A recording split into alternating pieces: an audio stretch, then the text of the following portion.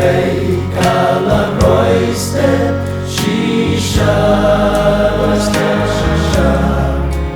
Hapeng pun kicin gelar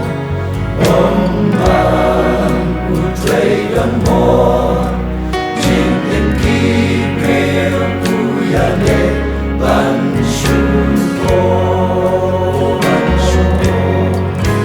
Jin mahayin yani kalorong Gajin syainim day bantah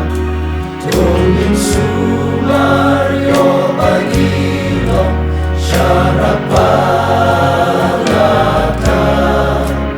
Gajin sisu ang pilolong Gajin syai jom kapatay Punta kadey yang ibang Jing syai syaiwe